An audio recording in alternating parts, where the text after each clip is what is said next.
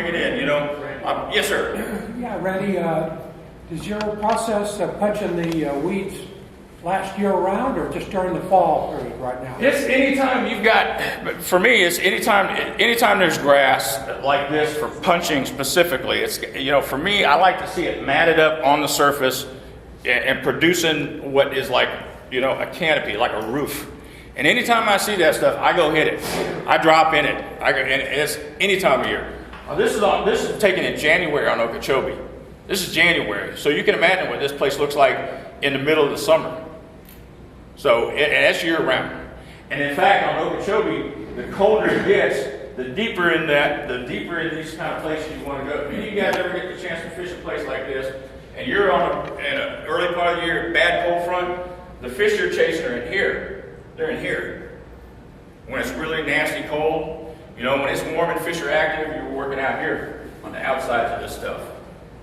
So it's year round. Okeechobee's real shallow compared to Saguaro.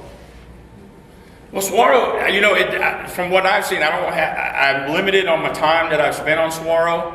So I've only seen really one season pass on that lake. So not sure how much time the lake has matted grass on it.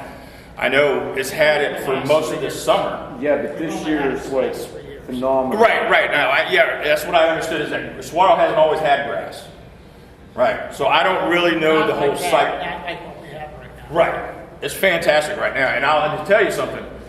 That's why that lake is so awesome. In my opinion, that lake is producing the way it produces right now because of grass. Yes, sir. Yeah, Randy, are you punching or pitching on the edges of stuff like this? Or Yeah, all over on the edges. Okeechobee's a whole different animal now. There's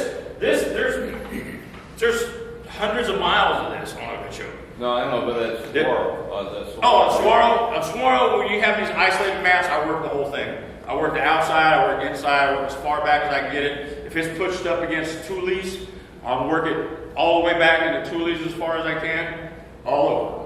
I caught them on the edge, I caught them in the middle, caught them in the tules. You're using an ounce or an ounce and a half? Like this setup right here is an ounce and a half. When those mats are heavy, when they're thick, and they look just like what you're seeing in that picture, you want, And is that a here, I'll pass this around. You guys go ahead. Is that heavy or an extra heavy? Careful with my rod. It's a 1.5 ounce weight. No, Okay, your rod. Is your rod a heavy or an extra heavy? This is a medium heavy, but it's a 7.9, and it's a pretty stout rod. Yeah. I like a little bit of give. An endurance model? Right, this is the endurance model. Okay. I like a little bit of give in the tip most times when I'm fishing. Now, when I'm fishing this kind of stuff, I got a meat stick that I use that is just it's an 8-foot heavy, and it's like a broomstick. And the reason I go with the 80-pound braid because I'm throwing way back in the middle of this stuff where accuracy just doesn't even matter. You're just lobbing it up in the air, and it's coming down, and it's crashing through that. Hopefully, in places where as far back as you can get. Are you normally flipping or pitching in craws? Craws, creature baits. Like I said, this is kind of a peek in my tackle box. It's just a bunch of my crap over here. These things I'm giving away are always my go-to baits. The Mega Daddy craw, the Big Bite Frog, Zoom craws, ugly otters, beavers, you name it. Have you ever used the cup that, what was it, Randy? Or you were talking about the guy that makes the punch stuff. You were talking about the skirts, punch skirts. Paycheck. You ever use his little looks like a satellite dish that goes in front, and you can bring them through. Oh, you're talking about things that gives it the wobble. Yeah, but it'll cut through the weeds and stuff like that. Yeah, that's that new thing Bub Tosh made out of California. Yeah. No, I haven't used them. I've seen them, but I haven't given them a try yet. You're not using any scents.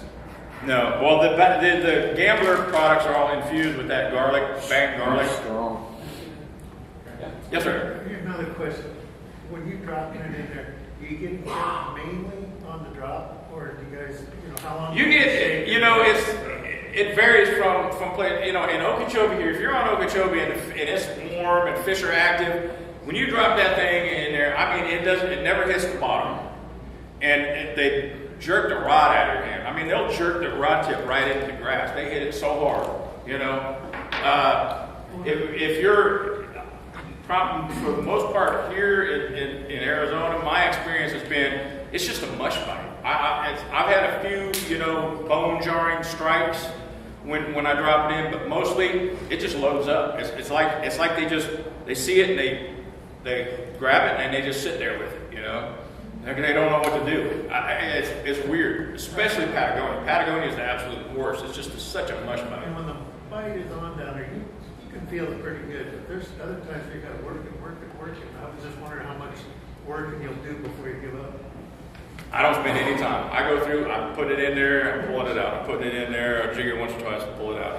You know, the key is to cover a lot of water. You got to make a lot of catch. Yes, sir. Back to your frog rod, it looked like from our perspective back here that you had colored your line like it. Yeah. You're an astute observer. I sure did. I camouflage my line that way.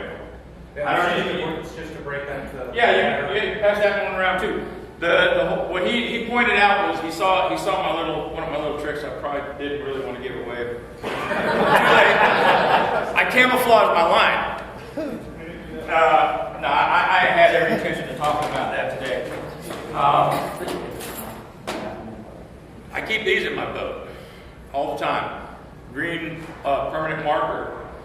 And anybody who's been probably in any kind of military service understands, or hunters, and I'm sure we got a room full of hunters, the premise of camouflage something is break up the outline. All right, and I got a lot of people that I know, pass it all around. A lot of people I know will, camouflage their line just by coloring up and down the whole, first 24 inches or so of the line from their bait. I don't do that. I take it and I'll color about 2 inches. I'll go over 2 inch space and I'll color another 2 inches. I'll go another 2 inches, so on and so forth. I do, 24 whatever inches of line. If it's a tournament, I'll do 6 foot of it because I know tomorrow I'll probably be cutting the time and I don't want to waste that time in a tournament. What that does is it breaks up the outline. Without any coloring on it, you got this side of the line, you got this side of the line. And it's like with my line, I try to work it for a long time so it gets really highly visible, it's all worn out, it's ugly. So break up that outline of your line that way, and that, I think it's going to up the amount of bites you get. Do you do it with fluorocarbon as well? No. Fluorocarbon, I do flip fluorocarbon. No, I understand, but you don't put camouflage on fluorocarbon. No, it's already, that's done. That's done for you. It comes out of the package camouflage. That's what I like about it. But I tell you, if I'm breaking out fluorocarbon to flip, it's a really bad bite. It's a really bad bite. Great. What kind of depth are you looking at when you're swirl and you're punching the grass? What kind of depth are you looking for? On swirl, I've caught them. There was a little cove up the river. In fact, me and Johnny went up there the other day. We had, how deep was that fish that you caught one? And there was 2 mats in the one on this side, one on that side. I pitched in there. I caught a 3-pounder. He pitched in the other one, caught a 3-pounder. And it seemed like those were probably 12 foot deep or more. I mean, they were deep. But like that 6-pounder I caught and made Matt's day with, that fish was probably only in 4 foot of water. That's the biggest fish I've caught punching out there. Yes, sir. All right. What speed reel do you use for your flipping, and what speed reel do you use for cranking? High speed for all my flipping, frogging. For my cranking, I use a 5-to-1 Revo winch. Okay. So I go as high speed as I can with all my flipping and frogging and worming and jigging, because I can slow it down all I want and then speed it up. With frogging, I haven't tried it yet, but they got that new reel coming out. It's already out there. The burner, what is it? Revo Rocket. Rocket. Yeah. Revo Rocket. I want to try that because, We've got them in the department. do you? There you go. I'll see if we can work a deal. Because here's what I do. Anybody who's fished with me and they see me, I'll put it in the sweet spot, and I'll take my time with it there. I'll let it sit there, do its thing, let the thing settle down, give it a little quiver motion, make it walk the dog a little bit, make it talk to people around, whatever. But then once I've worked that little area, and I'm talking, this much, once I've worked that, I'm done. And I'm firing off the next cast, or pitching it, however I'm getting it there. So that time, I'm bringing it back. I'm just bringing it back to the boat. Not like that video that guy put on the zone where he was burning his frog back to the boat and had that 9-pounder crush it. That's never happened to me, so. I don't know how that works. I've never experienced that. So, any more questions before we? What's your success rate on frogs? Oh, on frogs? Extremely high. Are you getting a lot of bites on frogs? No, I don't get a lot of bites. I get the right bites on the frogs. That's saguaro. That's saguaro. We're gonna add, a little bit later. I got some good pictures that you'll enjoy. Some pictures out of saguaro on the frog. Yes, sir. Yeah, Renegade, a couple questions. What type of flutter spoon you using? I use Oliver's JB 2i spoon. These flutter spoon. It's similar to a lot of the popular production ones, like the Lake Fork. Like a Lake Fork. I think that's a little bigger, but you see the details in the paint job, and he's got the eyes on both sides of it. That's Oliver and Josh, I guess, worked on that concept together and came up with that. And I mean, the day Oliver put it in my hand, I was like, oh, I can do something with this, and I'll show you the video. I mean, it got crazy out there. And I had one more question too. The beaver tills that they were using up there on Swirl that you guys were punching, is it a craw beaver till? Would you mind sharing that? Yeah, that's these Gambler Mega Daddies, and out of my tackle box over here, I don't have any to give away, but the thing I've been having a lot of success with is this right here. This is the Big Bite Fighting Frog. Since I've been to Arizona, I'm probably, most of the tournaments I've won was on that. In fact, that Bartlett tournament me and Tim just won. Oh, I'm sorry. Sorry, Tim.